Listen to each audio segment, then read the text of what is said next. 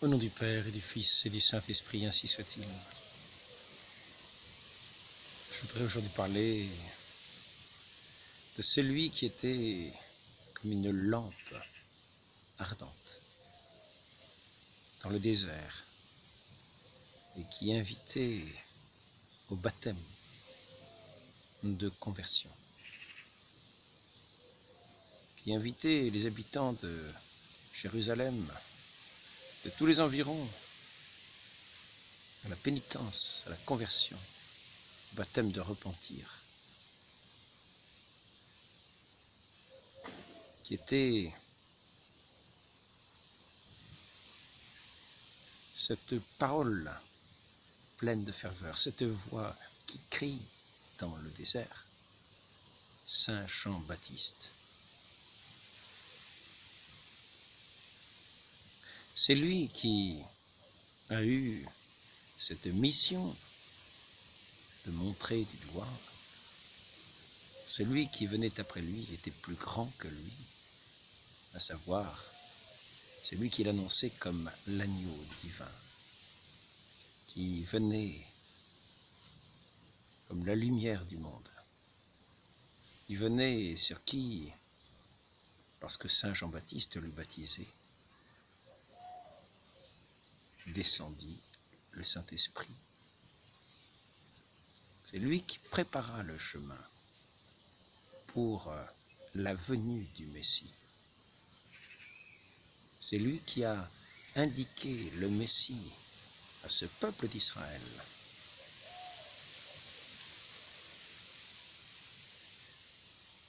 Et Saint Jean-Baptiste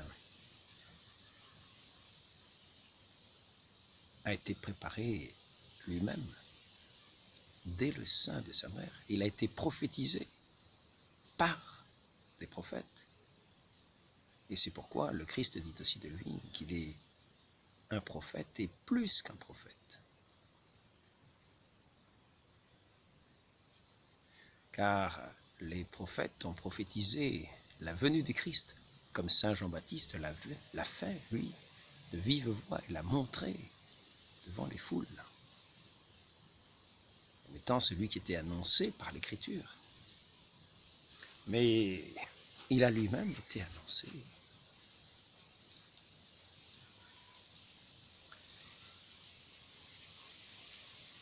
Il a été aussi préparé dans le sein de sa mère, car il était sanctifié dès le sein de sa mère. Et c'est pourquoi l'Église fête la fête de Saint Jean-Baptiste le jour de sa naissance. Car il est dit de lui, à la parole de l'ange, que sa naissance réjouirait un grand nombre. Et c'est ce qui s'est passé, car il y a eu tant de miracles pour sa naissance, que les foules en ont été stupéfaites, que les gens qui étaient alentour en ont été stupéfaits. Et qu'ils se sont réjouis à la venue de ce petit enfant, dans lequel se paraît tant de merveilles, qui a rendu la parole à son père prêtre, et rendu donc un prêtre à son peuple.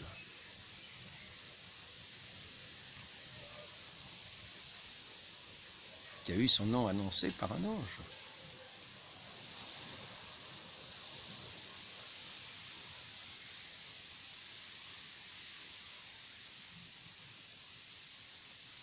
Notre Seigneur nous parle également de lui. C'est notre Seigneur qui nous dit que parmi les enfants des hommes, il n'y en a pas eu de plus grand que Saint Jean-Baptiste.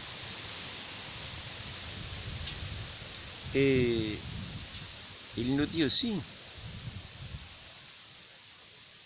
qu'il était un prophète rempli de l'esprit d'Élie, qui pourrait-on dire, dans l'Ancien Testament, dans l'histoire d'Israël, est le prophète par excellence. Et c'est cet Élie qui, lors de la transfiguration, paraît pour représenter les prophètes. cependant que Moïse paraît pour représenter la loi. Et donc, Saint Jean-Baptiste est empli de cet esprit d'Élie, de cet esprit des prophètes. Et que Dieu lui-même préparait et sanctifié afin de annoncer sa parole. Comme on le voit avec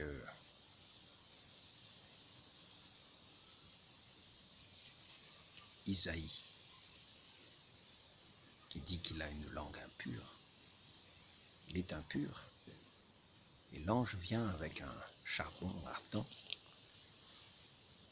lui purifier sa langue afin de pouvoir annoncer les œuvres de Dieu, de pouvoir être cet instrument au service de Dieu.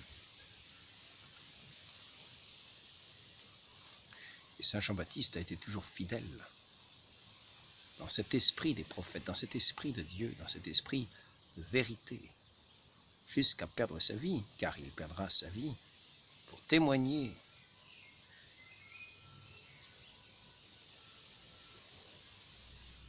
de sa fidélité à Dieu à travers les lois que Dieu a données aux hommes pour demeurer dans sa fidélité.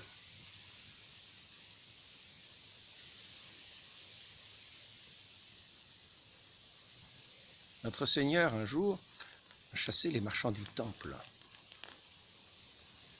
Et les autorités du temple disent à notre Seigneur, « Par quelle autorité fais-tu ceci? Par quelle autorité te permets-tu de chasser ces marchands du temple? Qui t'a donné cette autorité de faire cela ?» Et notre Seigneur prend en référence Saint Jean-Baptiste. Il retourne la question. Il dit, de qui était Saint Jean-Baptiste? Était-il de Dieu ou des hommes? Son œuvre était-il une œuvre divine ou une œuvre simplement des hommes? Et ceux qui posaient la question à notre Seigneur, pour savoir de quelle autorité il faisait ses œuvres, lui, se sont trouvés bien en difficulté. Car tout le peuple considérait Saint Jean-Baptiste comme étant un prophète, un homme de Dieu, l'homme de Dieu par excellence. Celui par lequel les oracles de Dieu sont prononcés, cet homme qui est invité à la conversion pour préparer le chemin à la venue de celui qui vient.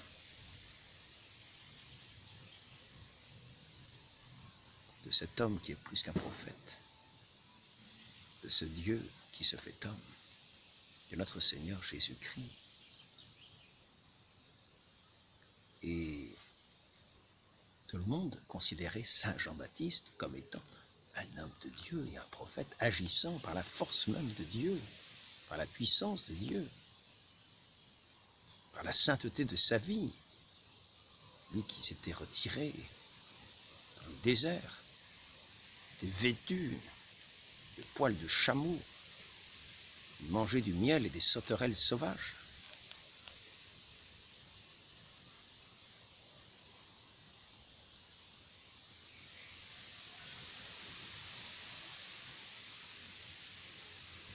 Et donc, ces autorités se sont trouvées bien en difficulté à répondre à notre Seigneur pour savoir par quelle autorité agissait Saint Jean-Baptiste, car ils agissaient plus en tant que diplomates qu'en tant qu'hommes de vérité.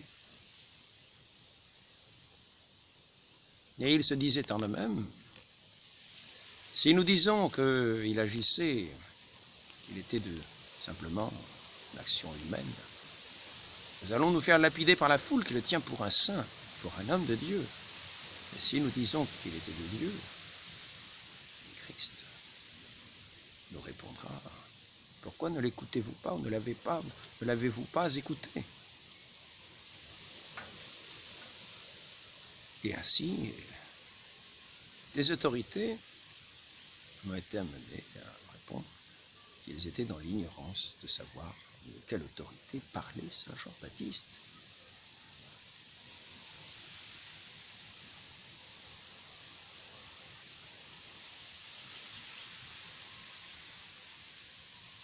était pourtant un prophète et plus qu'un prophète.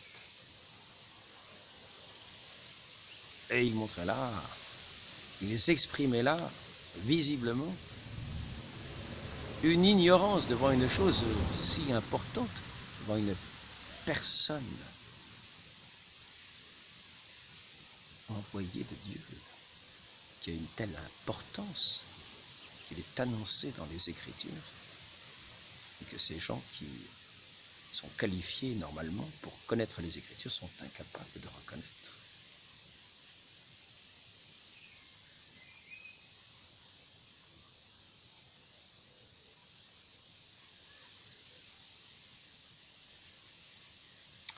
Et là, nous pouvons nous poser la question, les prophètes que Dieu envoie ne sont pas toujours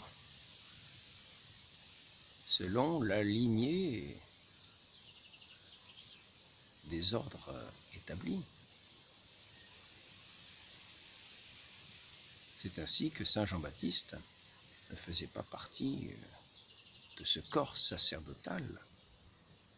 Il vivait dans un désert, comme retiré des lois sociales, qu'il invitait pourtant à suivre. Il énonçait dans son zèle, et en même temps dans sa connaissance des choses, la conduite à tenir pour chacun, pour les soldats. Pour chacun, il donnait sa conduite à tenir. Mais lui-même n'était pas dans ce tissu social. Il était d'une certaine manière mis à part par Dieu lui-même comme un homme de Dieu et agissant devant le peuple, parlant devant le peuple, sans que pourtant nous connaissions par quelle autorité, par quelle filiation passe son autorité. Et nous voyons là la liberté de Dieu lui-même, qui quelquefois peut se servir de personnes en dehors des réseaux hiérarchiques, des réseaux sociaux, en dehors des ordres établis, et qu'il établit lui-même par l'éclat de la mission qu'il a à accomplir, par les œuvres qu'il accomplit lui-même, et qui a, de ce fait-là, une autorité divine évidente, auquel c'est à la société elle-même de se plier. C'est ainsi que Saint Jean-Baptiste allait auprès du roi Hérode, qui aimait l'entendre, est-il dit, et lui faisait de vifs reproches. Faisait de vifs reproches à Hérodiade.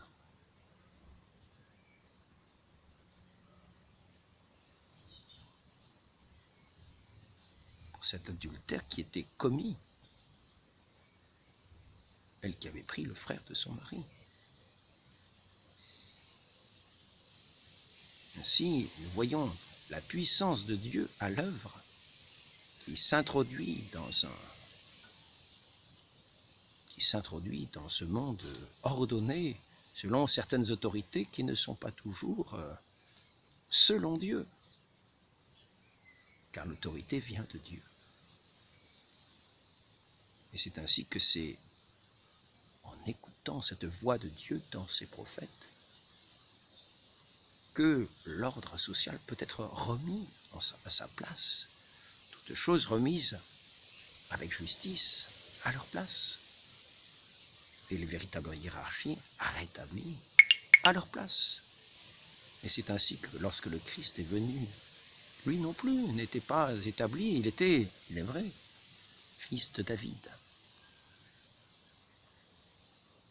Fils de David, mais comment cela était-il connu? Nous le savons, il était fils de David, à la fois par Saint Joseph, qui était son père putatif, et par la très sainte Vierge Marie.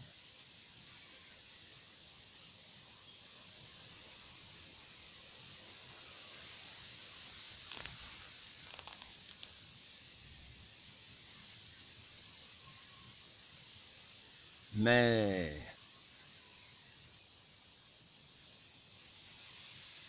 cela n'était pas inscrit, il n'était pas pourtant placé sur le trône d'Israël comme roi d'Israël ou comme roi de façon évidente, mise en évidence.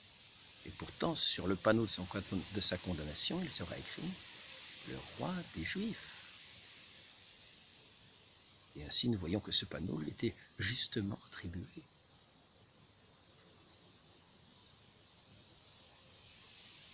Non seulement de par la lignée de David qu'il avait, mais de par l'autorité divine qu'il avait, lui-même étant Dieu, et venant rétablir toutes choses dans la justice. Venant accomplir les lois, c'est-à-dire rétablir ce qui était tordu et qui n'était pas accompli. Et là est la vraie autorité. Ainsi, quelquefois, certains se servent de ce qui semble être l'autorité, mais en utilisant tout ce qui est de la structure de l'autorité de façon pervertie. Et ce n'est pas là l'autorité de Dieu. Il y a une trahison de Dieu. Et c'est ici qu'arrivent les prophètes, qui arrivent en dehors de ces structures établies. Pourtant, Saint Jean-Baptiste était bien le fils d'un grand prêtre.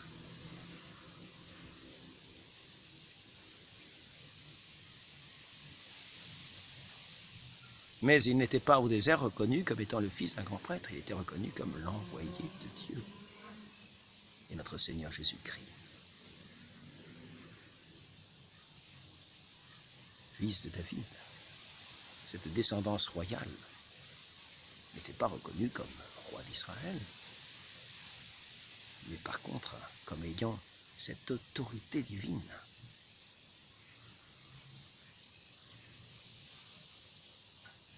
Celui qui était loin de Dieu, marqué de l'Esprit Saint, non seulement marqué de l'Esprit Saint, mais qui avait cet Esprit Saint en propre, qui était son propre esprit, l'Esprit de Dieu, lui-même étant Dieu, fait homme, ayant l'autorité véritable, et étant de ce fait roi des rois, véritablement. Mais qui a surtout eu l'importance, c'est cette autorité, cette liberté de Dieu qui a agi pour rétablir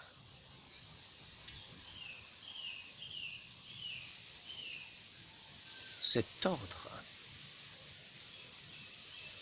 devenu injuste dans son intégrité, pour restaurer cet ordre divin qui était négligé par des intérêts financiers. Et c'est là la démarche qu'il a eue au temple, lorsqu'il a renversé les marchands du temple, qui pourtant faisaient ça sous l'autorité des autorités de l'époque, c'est-à-dire injustement, en bafouant la maison de Dieu, et en bafouant Dieu dans sa maison. Et c'est ainsi que le Christ agit de sa véritable autorité, de cette véritable autorité divine, car c'est le Père qui l'a envoyé. Et cet envoi du Père est manifesté dans ses œuvres. De la même façon, cette autorité de Saint Jean-Baptiste est non seulement témoignée par les Écritures qui l'ont annoncé, lui, par les miracles qui sont arrivés à l'annonce de sa naissance, par le Christ lui-même, par sa parole, qui avait cette force que ne donne que la force de Dieu, la puissance de Dieu.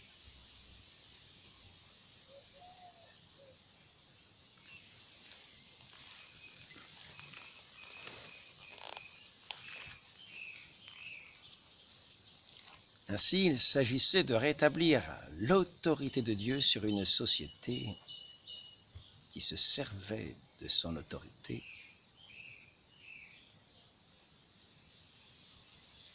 pour aller contre Dieu lui-même et pour, d'une certaine manière, asservir le peuple de Dieu. Et c'est ainsi aussi que le Christ est venu apporter la libération aux captifs, de ceux qui étaient sous cette emprise, de ceux qui se revêtaient de l'autorité divine pour servir leurs propres intérêts. Ainsi, nous le voyons des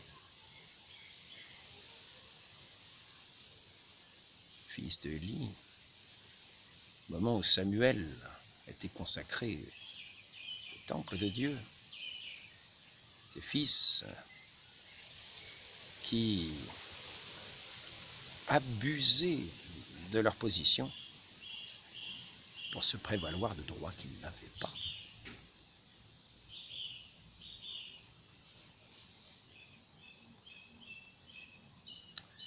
Et c'est ainsi que Samuel est arrivé aussi providentiellement pour restaurer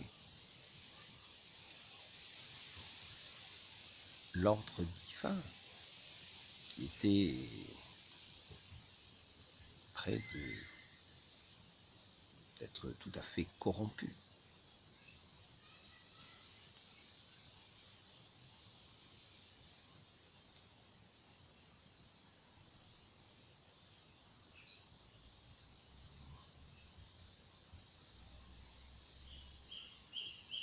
Ainsi, nous voyons Dieu dans sa liberté choisir quelquefois, providentiellement, des hommes, des femmes. Par exemple, Sainte Geneviève à Paris, au moment des invasions, des grandes invasions. Paris était menacé d'être, d'une certaine manière, rasé, pillé par les Huns et Attila, qui est favorisé de Dieu, qui est embrasé de cet amour de Dieu, qui a cette ferveur pour raviver, ranimer Paris apeuré, offrir cette résistance, manifester cette force divine, raviver cette foi qui fait que finalement, les Huns se détournent de Paris. C'est ainsi aussi que nous voyons arriver Sainte Jeanne d'Arc. C'est ainsi que nous voyons arriver tant de petites gens qui ne sont pas de l'autorité établie, mais qui ont cette autorité divine, parce qu'ils sont des envoyés de Dieu.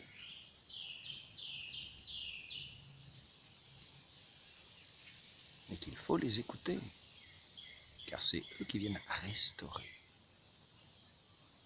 l'ordre divin, dont certains se sont emparés pour abuser de leur pouvoir et mépriser l'ordre divin. Et par cette force que Dieu donne à ses envoyés, ils sont à même de renverser ces puissants de leur trône pour relever les humbles.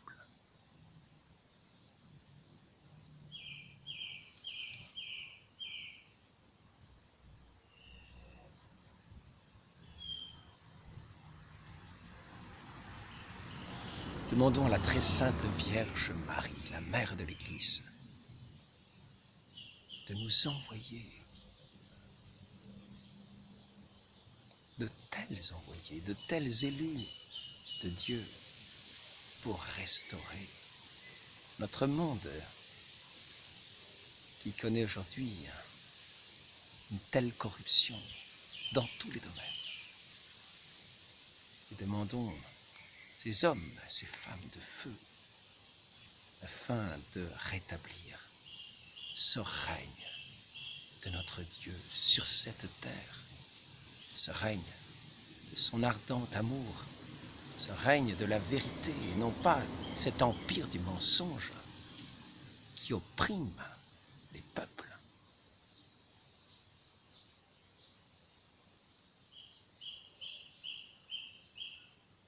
Demandons cette grâce à la très sainte Vierge Marie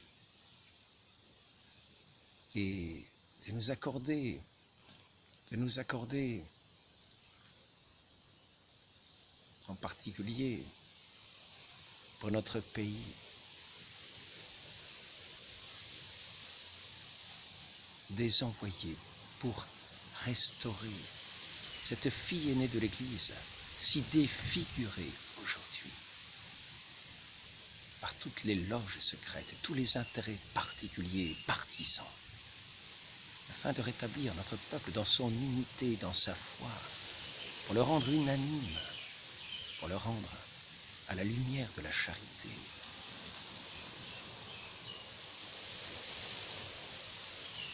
Afin d'être comme il l'a été par le passé, comme le Christ invite tous ses disciples à l'être, une lumière du monde,